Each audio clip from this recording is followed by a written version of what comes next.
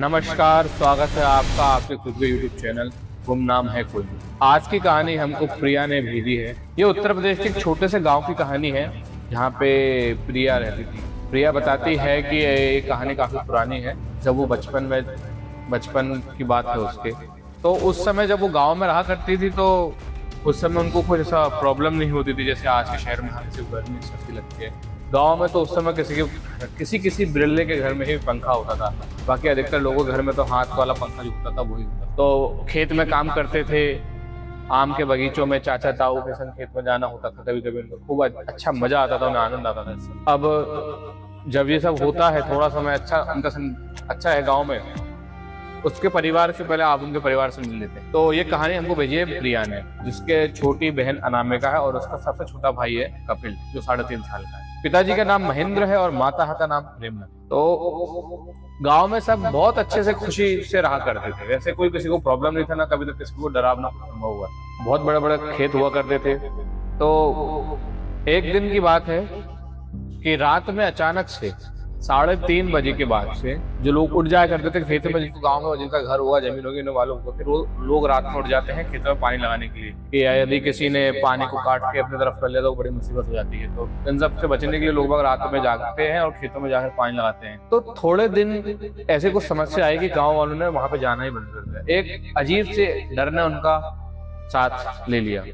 अब ऐसे कोई अमीर घर के नहीं थे वो लोग, लेकिन हाँ इतने संपन्न थे कि घर अगर गांव में किसी को जरूरत होती थी किसी की शादी ब्याह में, तो महेंद्र जी दिल खोल के खर्चा करते थे। मतलब पीछे नहीं रहते थे। उनके दादा भी इसमें मदद करते थे, तो लोग उनको बड़े आदर की दृष्टि से देखा करते थे। तो एक दिन की बात है, जो 9वीं कक्षा में पढ़ती थी, छोटी वाली बहन उनकी जो अनामिका थी वो तीसरी कक्षा में थी और कपिल अभी स्कूल जाना शुरू भी नहीं किया था। छोटा था तो दिन भर उछल कूद करता रहता। अब शनिवार की बात है, एक रोज शनिवार की बात है, प्रिया बैठ के अंदर मम्मी के संग काम करवा रही, तो बाहर कुछ टेंशन का माहौल उसको मालूम पड़ा। उसके चाचा ताऊ पापा दादा ये सब बैठ के कुछ बात करते हैं। बातों बातों में उसको कुछ शब्द सुनाई दिए, छलावा।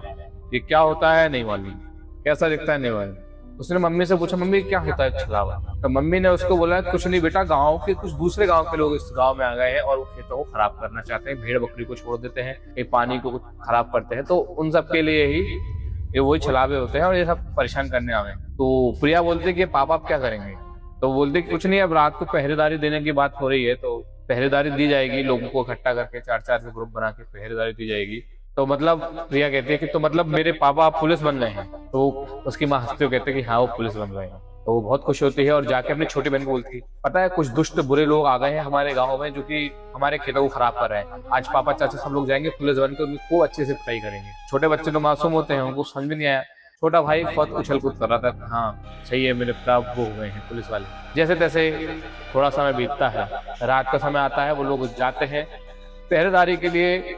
आज महेंद्र की चांस थी। जैसे तैसे रात बीतती है, जैसे तैसे रात का समय आता है तो सब लोग इकट्ठा होते हैं और आज पहरेदारी पर महेंद्र की चांस थी।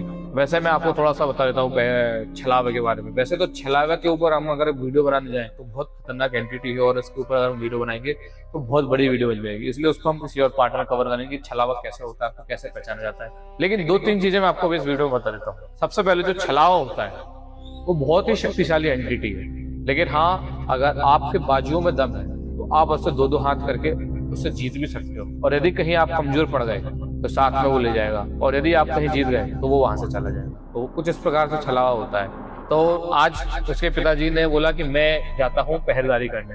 तो गांव वालों ने बोला रुक जाओ, हम भी साथ में चलते हैं। तो उन्होंने बोला कोई नहीं, मेरा घर सबसे पास में ही है खेतों से, और यदि कुछ जरूरत पड़े तो मैं आप सबको आवाज लगा दूँ। तो वैसे भी सब लोग जानते थे कि बहुत बलशाली है महेंद्र, क्योंकि दूध दही खाने वाला व्यक्ति है, दिन भर वर्जिश करता था। तो एक समय से वो इस गांव में पहलवान रह चुका है और लगातार 3-4 साल से वो जीतता हुआ आ रहा है। तो उसको कोई ऐसी टेंशन की बात नहीं थी कि वो यदि रात में अकेले पहरेदारी करे तो उसको कुछ प्रॉब्लम होगी। तो इन सब से वो सब मान जाते हैं और महेंद्र आज की पहरेदारी के लिए राजी हो जाता है। अब वैसे तो प्रिया ने मना करा था कि उनके पिताजी को पहलवान ना बोला जाए, लेकिन उन्होंने बोला था कि मम्मी ने बोला है, प्रेमलता उनकी मम्मी जो है प्रेमलता, उन्होंने बोला है कि उनके हस्बैंड महेंद्र को पहलवान ही बोले। अब देख लेना जो वीडियो के बाद उनके आपस में मम्मी पापा जो गुस्सा करें तो आप सहन कर लेना खुद से। तो जो महेंद्र होते हैं वो अच्छे बलशाली रहते हैं और गांव में उनको अलग अलग नाम से जाना जाता है। कोई उनको पहलवान महेंद्र, क्योंकि 2-3 लोग थे और भी जिनका नाम महेंद्र था। कोई बोलता था कुएं वाला महेंद्र, बोलते शक्तिशाली महेंद्र, ऐसे ऐसे बहुत से नाम गाँव में प्रचलित। तो आज महेंद्र जाते हैं। अब जाने के लिए जैसे वो घर से बाहर निकलते हैं तो क्या देखते हैं कि उनकी बच्ची उनके पास आती है और उनके पिताजी से बोलती है कि पापा वो दूसरे गांव के लोग जो आ गए थे वो चले गए क्या, आप उनको मारने जाओगे आज? तो उनके पापा बोलते हैं दूसरे गांव से लोग आ गए थे। तो वो उनकी मम्मी बोलती कि हाँ मैंने बताया था। तो महेंद्र जी कहते हैं हाँ वो जो दूसरे गांव के लोग आ गए थे उनको अब हम आज जाके मैं देख लूंगा, वो बेटा कुछ नहीं है, उनको रास्ता भूल गए होंगे, आज उनको उनके घर का रास्ता हम वापस दिखा देंगे। तो प्रिया बोलती है कि पापा आज आप पुलिस की तरफ अच्छे से पिटाई करना, वो लौट के ना आए। वो कहते हैं हाँ बिल्कुल, कोई टेंशन की बात नहीं है, तुम जाओ, सो कल स्कूल नहीं जाना है। तो कहते पापा कल तो रविवार है, मैं कैसे स्कूल जाऊँ? तो कहते हैं इतनी रात तक जगते नहीं है, जाओ थोड़ी पढ़ाई करो और सो जाओ। और दोनों बच्चों को जो दूसरे उनको बुला के बोलते हैं कि बहन का कहना मानना और जो बोले लड़ाई मत करना, उसको जो बोले चुपचाप समझ जाना। अब ऐसा होता है कि तभी प्रिया देखती है कि बाहर एक खरगोश भाग रहा है। तो पापा को क्रॉस करते हुए दौड़ के जाती है और अंधेरे में ही उधर दूसरे खेत की तरफ जाकर उस खरगोश को पकड़ने की कोशिश करती है। वैसे तो गांव में आज तक किसी ने खरगोश देखा नहीं था, क्योंकि गांव में कोई खरगोश नहीं था। तो भागते तुरंत पिताजी जैसे उसको देखते तुरंत भागकर उसके पास जाते हैं, बोलते हैं क्या हुआ, कहाँ भाग रही? उसको थोड़ा डांटकर बोलते हैं कि इतना रात हो गया, ऐसे रोड पे भागना अच्छा है क्या? देखो कोई दिख रहा है, इतना अंधेरा हो गया। तो प्रिया बोलती है कि हाँ बाबू दूर देखो उधर लालटेन जल रही है। तो जैसे वो देखते हैं कि अच्छा लगता है चौकीदारी करने के लिए जो पहरा देना था वो आज पहले कुछ लोग चले गए मेरा मना करने के बाद। तो प्रेमलता बोलती है कि कौन है वो लोग?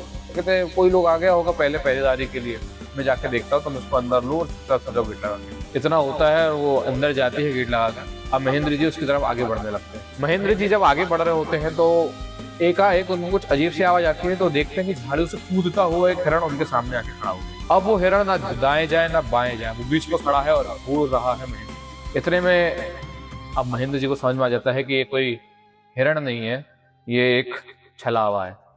थोड़ा सा मैं आपको और थोड़ा सा छलावे के बारे में बीच में बता देता हूँ। छलावा एक ऐसी एंटिटी है जो किसी का भी रूप तोड़ सकती है, किसी का भी रूप धर सकती है, जानवर, इंसान, आपके घर वालों का। मान लो कि आप घर में बैठे हो, आपका कोई दरवाजा खटखटाता है, आप बाहर जाके देखते हो तो आपका दोस्त है, वो कहता है कि चल जरा फटाफट उठना है, थोड़ा काम है चौराहे, चल चप्पल पहन। आप शूज और चप्पल जो भी आप पहनते हो और उसके संग चलते हो, चल के चौराहे की तरफ जा रहे होते हैं।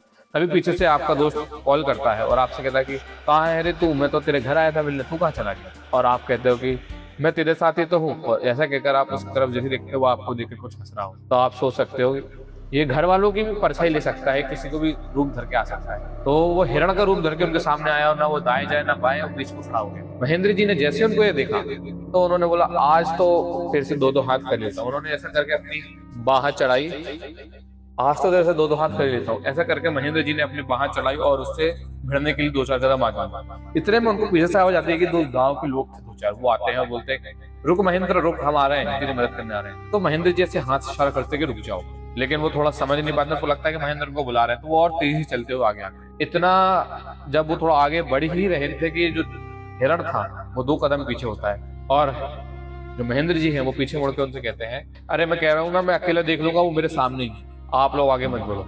उन्होंने ऐसा जैसे ही कहा तो जो लोग उनकी हिम्मत बढ़ाने आगे आ रहे थे वो खुद ही डर के हमारे उधर ही खड़े हुए। इतने में जो छलावा था उधर से कहीं ना कहीं भागकर गायब हो गया। अब महेंद्र जी बोलते हैं कि वो भाग गया, तो गांव के लोग उनके पास आते हैं और बोलते हैं कि आज लड़ाई हो ही जाती, आज तो मैं उसको भगा ही देता, लेकिन आप लोगों ने आके थोड़ा सा खेल खराब कर दिया। तो उतने में गांव का एक तीसरा व्यक्ति आता है, वो बोलता है कि महेंद्र एक बात बताऊं, बुरा मत मानना। बोले हाँ बताओ। अरे एक गलती हुई थी। तो महेंद्र जी बोलते हैं क्या करो तो तूने, सही बता। तो वो कहता है कि खेत में अच्छे से फसल नहीं हो रही थी, तो 2 गांव छोड़कर एक बाबा जी रहते हैं ना, उन्होंने बोला था कि एक चिता की राख, जो भी चिता गर्म हो ठंडी ना हो, उसकी राख उठाओ और एक पोटली में करके अपने खेत के कोने में गाड़ दो। तो महेंद्र जी उसको खूब गुस्सा दी, ये क्या करी तूने, तू जान तो है तेरी वजह से कौन आ रहा हो गाँव में, ऐसा करके उसको काफी डांटते हैं। अब वो भी बहुत दुखी होता है।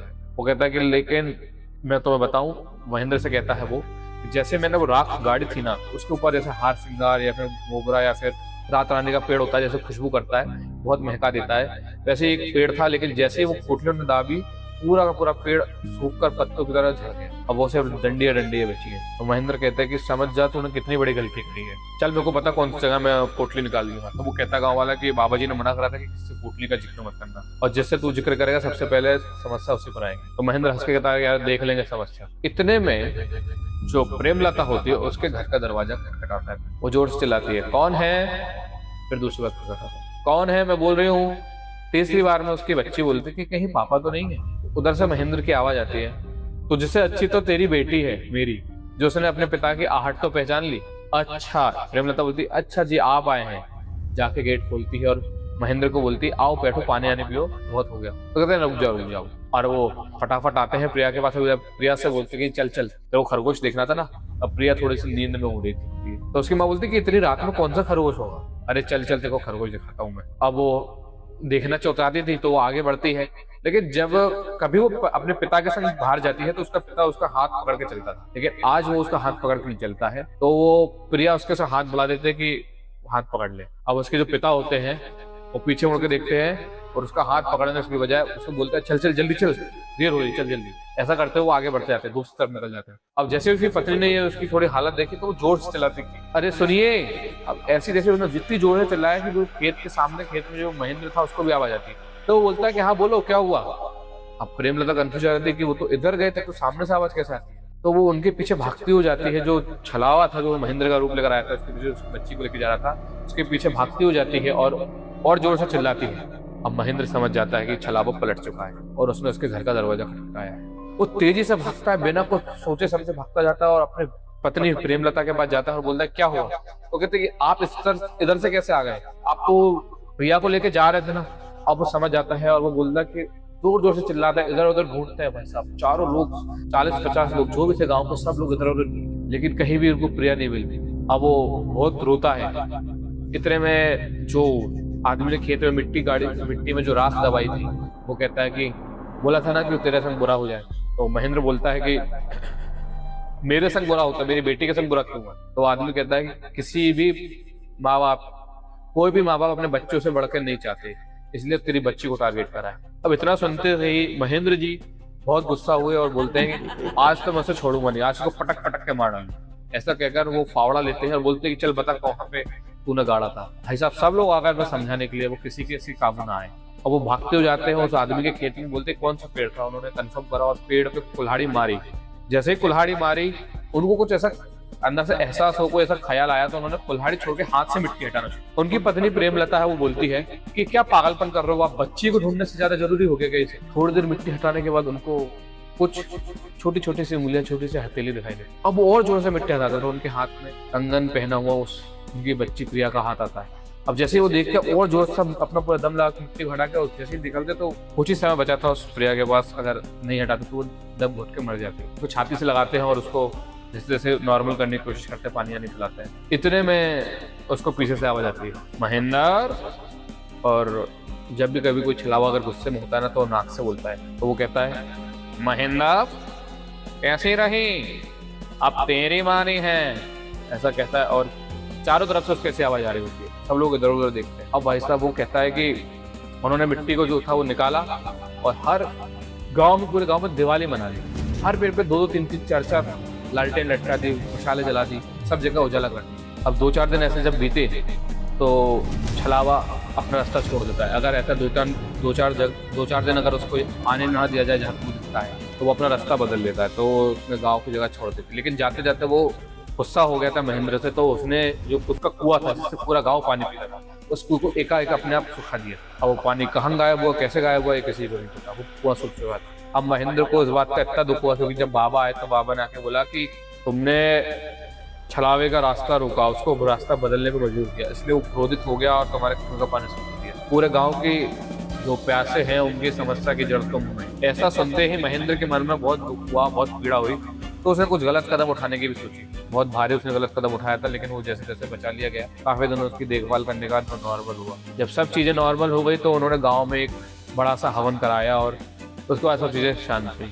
फिर उसके दिन था और आज का दिन है, ना कोई वहाँ पे छलावा देखा गया और सब नॉर्मल है। अब जो प्रिया है वो काफी बड़ी हो चुकी है और अब शहर में रहती है अपने माता पिता के साथ। उसका भाई भी काफ़ी बड़ा हो चुका है। और ये कहानी भेजने के लिए और किसी ने नहीं, उसके भाई कपिल ने ही बोला। कपिल हमारी सारी कहानियाँ देखता है, इसलिए बहुत बहुत धन्यवाद। और हम तो छोटे से आदमी हैं, आपकी कहानी आपको सुनाई, कैसी लगी? अगर आपको अच्छी लगी तो लाइक करिए, चैनल को सब्सक्राइब करिए। और यदि आप चाहते हैं ऐसी कहानी और भेजना चाहें, और यदि आप चाहें तो आप सबकी कहानी भी हम ऐसे इस प्रकार से सुना सकते हैं। आप अपनी कहानी को लिख भेजिए नीचे, और या फिर आप ईमेल करिए, हम उसको कांटेक्ट करेंगे आपसे और आपकी पूरी जानकारी लेंगे और आपकी कहानी हम अपनी आवाज़ में आपको सुना सकते हैं। धन्यवाद।